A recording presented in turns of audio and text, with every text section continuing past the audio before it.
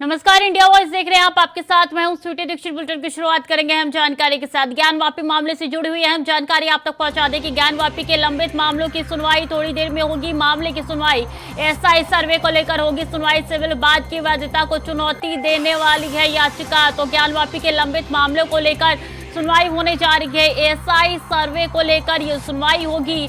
Civil वाद की वैधता को चुनौती देने वाली याचिका है। थोड़ी देर में अब से सुनवाई होने जा रही है। मुस्लिम पक्ष ने हाईकोर्ट में दाखिल की है याचिका। तो ज्ञान वापी मामले से जुड़ी हुई अहम जानकारी आप तक पहुंचा जाए, जहां ज्ञान वापी के लंबित मामलों को लेकर सुनवाई होने जा रही है और एसआई सर्वे को लेकर होगी सुनवाई। अब से कुछ ही देर का वक्त बताया जा रहा है जब ये सुनवाई होगी।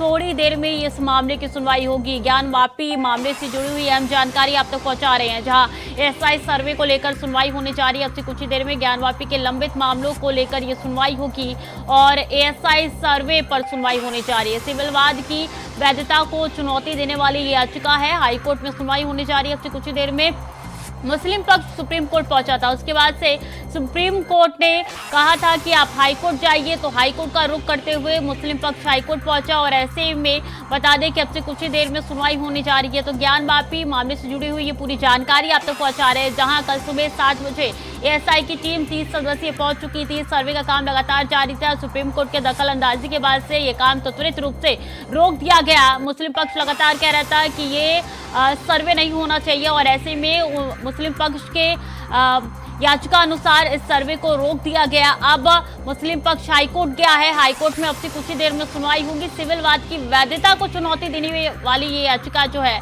मुस्लिम पक्ष ने दायर की है, जिसको लेकर सुनवाई होगी हाईकोर्ट में।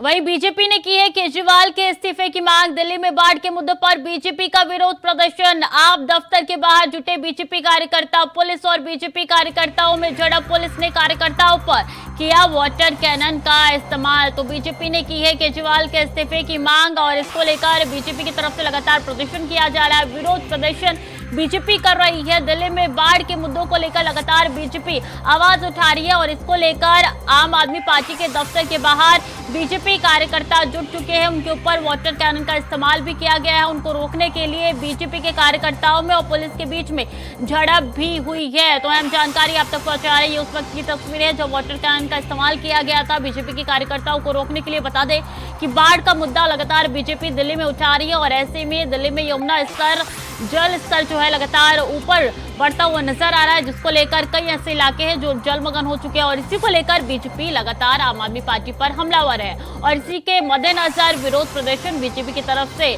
दर्शाया जा रहा है। बीजेपी के कई कार्यकर्ता देखिए एकजुट हो चुके हैं। आम आदमी दफ्तर के बाहर है, उनकी तरफ से नारेबाजी लगातार, हंगामा किया जा रहा है, प्रदर्शन लगातार किया जा रहा है, जिनको रोकने के लिए पुलिस ने वाटर कैनन का इस्तेमाल किया है। तो पुलिस और बीजेपी कार्यकर्ताओं के बीच में झड़प भी हुई है, डिटेन भी कर लिया गया है। इनको हटाने का पूरा प्रयास पुलिस की तरफ से किया जा रहा है।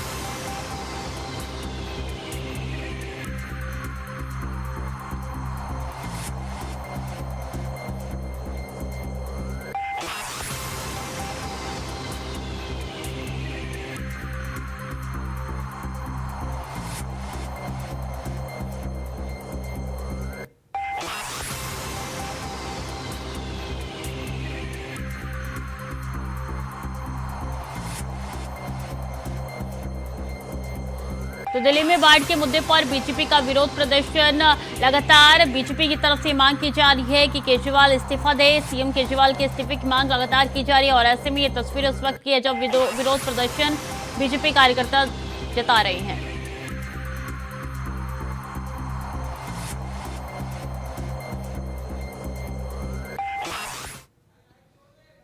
तो वहीं चंडीगढ़ में आम आदमी पार्टी का प्रदर्शन। सांसद संजय सिंह के निलंबन को लेकर यह प्रदर्शन लगातार जारी है। प्रदर्शन के दौरान पुलिस और कार्यकर्ताओं के बीच में झड़प भी हुई है। तो चंडीगढ़ में आम आदमी पार्टी प्रदर्शन कर रही है, जहां एक तरफ बीजेपी का प्रदर्शन दिल्ली में हो रहा है तो चंडीगढ़ में आम आदमी पार्टी का प्रदर्शन हो रहा है और सांसद संजय सिंह के निलंबन को लेकर यह प्रदर्शन लगातार किया जा रहा है। और बता दें कि चंडीगढ़ में ये प्रदर्शन हो रहा है। प्रदर्शन के दौरान पुलिस और कार्यकर्ताओं में झड़प भी हुई है। तो सांसद संजय सिंह के निलंबन को लेकर प्रदर्शन ये किया जा रहा है आम आदमी पार्टी की तरफ से और प्रदर्शन के दौरान पुलिस और कार्यकर्ताओं के बीच में झड़प भी हुई है।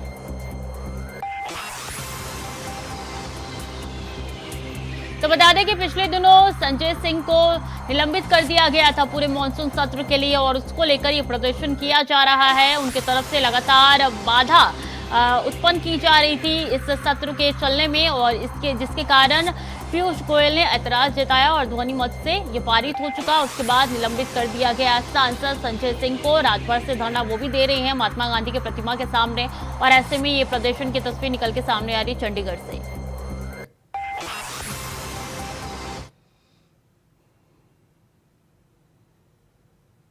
और मानसून सत्र में मणिपुर पर जारी संग्राम के बीच मंगलवार को पीएम ने विपक्षी गठबंधन पर निशाना साधा। पीएम ने कहा कि इंडिया नाम लगा लेने से ही नहीं हो जाता है इंडिया। ईस्ट इंडिया कंपनी ने भी इंडिया लगाया था और बता दें कि आप हमें जो चाह रही है वो नहीं हो सकता। हम मणिपुर को ठीक करने और हर महिला और बच्चे के आंसू पोंछने में मदद करेंगे। तो राहुल गांधी के ट्वीट है जो आपकी टीवी स्क्रीन पर नजर आ रहे हैं। हम मणिपुर में भारत के विचार का पुनर्निर्माण करेंगे। तो राहुल गांधी ने ट्वीट किया है। उन्होंने आगे लिखा है कि आप हमें जो चाहे बुला ले मोदी जी, हम भारत है। तो इंडिया पर कटाक्ष किया था पीएम मोदी ने, उसको लेकर राहुल गांधी का ये ट्वीट।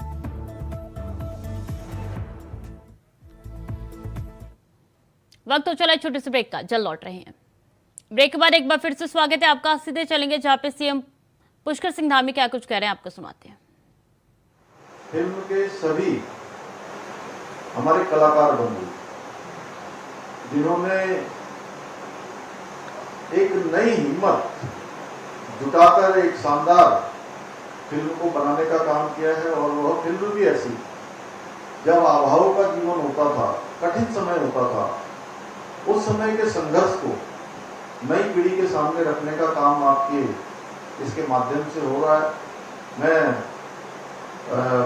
हमारे विक्रम नेगी जी को और उनकी पूरी टीम को मैं बहुत बधाई देता हूँ, बहुत शुभकामनाएं देता हूँ कि उन्होंने बड़ा हिम्मत का काम किया। मैं अभी आदमी भाई साहब कृपा सिंचल जी से पूछ रहा था कि इसमें कितना खर्चा लग गया होगा और मैं सोच रहा था कितने दिनों में फिल्म बनी होगी, क्योंकि मैंने बहुत विस्तार से नहीं पूछा।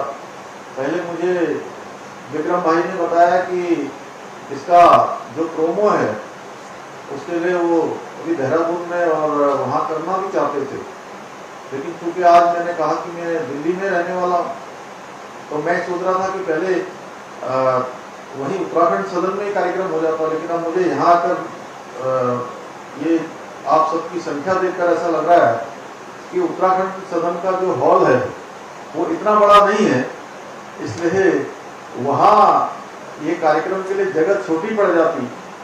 विक्रम जी कह रहे थे कि मैं वहीं आना चाहता था, मुझे यहाँ पर आकर अच्छा लग रहा है कि आप सबकी उपस्थिति को देखकर यहाँ पर बड़ी संख्या में आप लोग एकत्र हुए हैं। आज श्रीदेव सुमन जी का बलिदान दिवस भी है और मैं यहाँ आने से पहले उत्तराखंड सदन में उनको अपने श्रद्धा सुमन वहाँ पर अर्पित करके आया हूँ और निश्चित रूप से उन्होंने दुनिया के लोगों को, विशेषकर प्रदेश के लोग आज जो ये उनके जीवन पर आधारित फिल्म बनी है उस फिल्म से एक अलग जगेगी और जो बड़ा कंट्रीब्यूशन उस समय के कालखंड में उन्होंने अपने आंदोलन से, अपने संघर्ष से और किस प्रकार से उन्होंने अपने को तिल तिल जलाकर उस व्यवस्था के खिलाफ या जो खराब व्यवस्था उस समय चल रही थी उस व्यवस्था के खिलाफ आवाज उठाने का काम किया था। श्रीदेव सुमन जी वास्तव में हमारे मुक्ति के नायक थे और उन्होंने बहुत बड़ा काम किया था। वहाँ पर श्रीदेव सुमन विश्वविद्यालय भी उत्तराखंड के अंदर स्थापित है और यह कह सकता हूँ मैं कि उन्होंने एक साधना हमारे लिए करी, आने वाली पीढ़ियों की करी और इस प्रकार के जो महानायक हैं उन सभी महानायकों के जीवन पर निश्चित रूप से कुछ न कुछ होना चाहिए और इसमें विक्रम नेगी जी और उनकी टीम आगे आई है, इसलिए मैं उनको फिर से बहुत शुभकामनाएं करता हूँ, बधाई देता हूँ कि उन्होंने शानदार काम किया है। हम सब लोग जो भी राजनीति के क्षेत्र में आज काम करते हैं या समाज के क्षेत्र में काम करते हैं, जो भी नवोदित हैं, उन सब लोगों के लिए श्रीदेव सुमन और हमारे आने वाली नवोदित पीढ़ी के लिए एक प्रेरणा है, जिन्होंने 84 दिन की भूख हड़ताल करके बलिदान देने का काम किया। वो एक हमको सीख भी दे गए कि कोई भी अगर संकल्प हम जीवन में लें और संकल्प में कोई विकल्प न हो, और इसी से प्रेरणा देते हुए हमने उत्तराखंड के अंदर भी विकल्प रहित संकल्प लेकर आगे बढ़ने का निश्चय किया। आप सबके आशीर्वाद से, आप सबकी शुभकामनाओं से कि आने वाले समय में उत्तराखंड हमारा हिंदुस्तान के हर क्षेत्र में अग्रणी बने, हिंदुस्तान के श्रेष्ठ राज्यों में हमारी गिनती हो, अग्रणी राज्यों में गिनती हो, उसके लिए हम लगातार काम कर रहे हैं। और जहाँ तक फिल्म की बात है, क्योंकि आज इसके प्रोमो में आया हूँ, तो हमने फिल्म के क्षेत्र में लगातार काम किया है और कोरोना महामारी के दौरान भी अनेकों, अभी अगर हम प्रतिवर्ष का हिसाब लगाएं तो 200 धारावाहिक एवं फिल्में प्रतिवर्ष उत्तराखंड में शूट हो गई। और एक दिन मैं देहरादून में फिल्म के सभी कलाकार पूरे देश भर से आए थे, पूरा फिल्म फेयर लगा हुआ था, तो मैं उसमें वो बात कर रहे थे कि फिल्म डेस्टिनेशन कौन से होंगे, शूटिंग डेस्टिनेशन कौन से होंगे। तो मैं उनसे कह रहा था कि उत्तराखंड में जिधर नजर दौड़ाइए, जिधर आप जाइए, हर जगह आपको डेस्टिनेशन दिखाई देगा।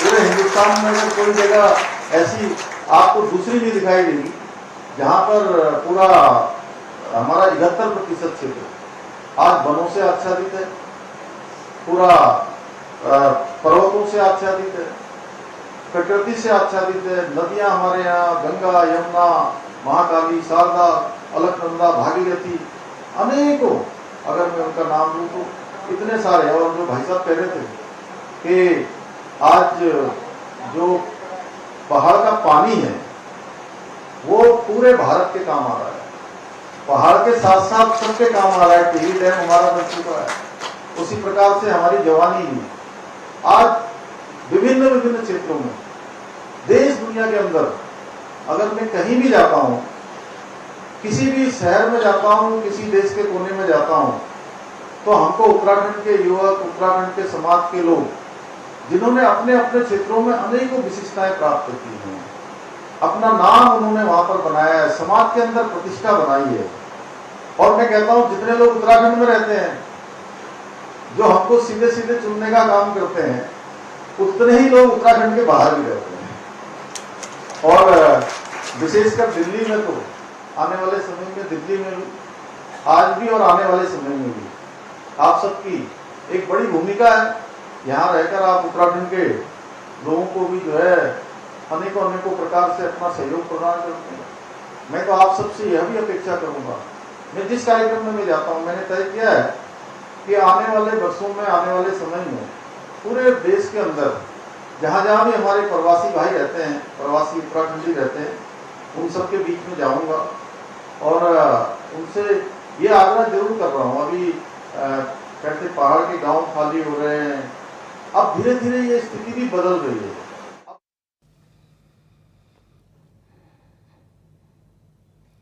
तो सीएम पुष्कर सिंह धामी को सुन रहे थे आप। गढ़वाल सभा द्वारा आयोजित कार्यक्रम में वो बोल रहे थे। उनकी तरफ से साफ तौर पे कहना है कि आने वाले दिनों में उत्तराखंड और भी ज्यादा आगे बढ़ेगा, देश के टॉप राज्यों में शुमार होगा उत्तराखंड। और ऐसे में उत्तराखंड में सबसे ज्यादा फिल्म की शूटिंग होती है। लोग पूछ रहे थे कि खेल डेस्टिनेशन कौन सा है, फिल्म शूटिंग डेस्टिनेशन कौन सा है, तो मैंने उत्तर दिया कि सभी उत्तराखंड में ये खेल और फिल्म की शूटिंग की जाती है और इसी सिलसिले में लगातार उत्तराखंड आगे बढ़ता हुआ नजर आ रहा है। खबरों में आगे बढ़ेंगे। मणिपुर में हुई घटना के विरोध में आज अमृतसर के भंडारी ब्रिज पर विभिन्न संगठनों ने विरोध प्रदर्शन किया। इस दौरान प्रदर्शन में शामिल लोगों ने कहा कि मणिपुर में आरएसएस दंगों की योजना और अल्पसंख्यकों को निशाना बनाया जा रहा है। साथ ही लोगों ने प्रधानमंत्री और गृह मंत्री पर आरोप लगाते हुए कहा कि इनकी मिलीभगत से ही मणिपुर में हिंसा हो रही है, ये लोग इस घटना के दोषी है।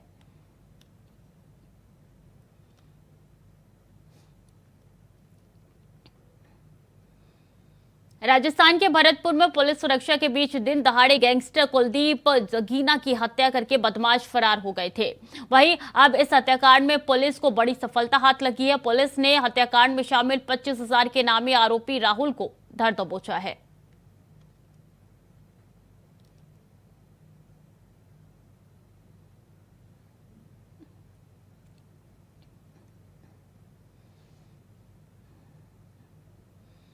और पाकिस्तान से आई सीमा हैदर के पकड़े जाने के बाद अब पूरे प्रदेश में पुलिस और एटीएस एक्टिव है। अलीगढ़ में सोमवार को एटीएस की लोकल यूनिट और पुलिस की संयुक्त टीम ने छापेमारी करते हुए कोतवाली थाना क्षेत्र के ऊपरकोट इलाके से 17 रोहिंग्या मुसलमानों को गिरफ्तार किया है। पकड़े गए 17 रोहिंग्या में से 7 पुरुष हैं जबकि 10 महिलाएं बताई जा रही हैं। इसके साथ ही 8 बच्चे भी हैं जिनको उनके परिवार के साथ पुलिस अपने साथ ले गई है। जांच में इन सभी के पास से किसी भी तरीके की वैध दस्तावेज नहीं मिले, जिसके बाद से पुलिस ने सभी आरोपियों को विदेशी अधिनियम के तहत गिरफ्तार कर लिया है। उनके खिलाफ मुकदमा दर्ज कर लिया गया है। वहीं पूछताछ से पता चला है कि पकड़े गए रोहिंग्या म्यांमार के रहने वाले हैं।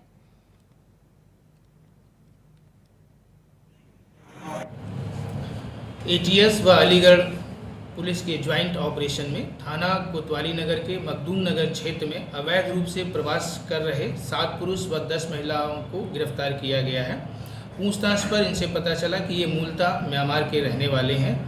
पूर्व में भी जिला पुलिस द्वारा वरिष्ठ पुलिस अधीक्षक महोदय के दिशा निर्देशन में इन लोगों पर कार्रवाई हेतु अभियान चलाए गए हैं और जो गिरफ्तार व्यक्ति हैं उनके विरुद्ध विदेशी अधिनियम की सुसंगत धारा में अभियोग पंजीकृत कर आवश्यक विधिक कार्रवाई। और अंबाला के टांगरी नदी में पानी के बढ़ने से आई बाढ़ के कारण अनेकों लोग बेघर हो गए हैं। वहीं जो लोग घरों से बेघर हो गए हैं उनकी मदद के लिए आम आदमी पार्टी के जिला उपाध्यक्ष सुरेंद्र शर्मा आगे आए। उन्होंने अब तक लगभग 2000 से ऊपर राशन के पैकेट बाढ़ग्रस्त इलाकों में वितरित किए हैं।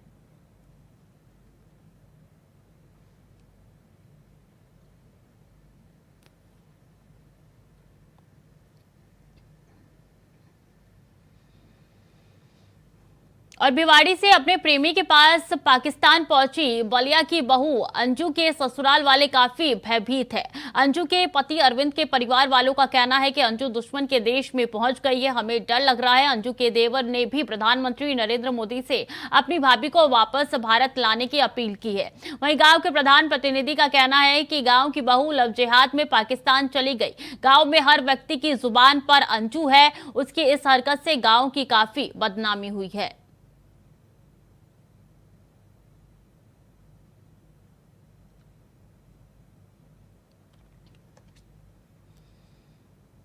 तो फिलहाल के लिए बुलेटिन में इतना ही। खबरें लगातार जारी है, देखते रहिए इंडिया वॉइस।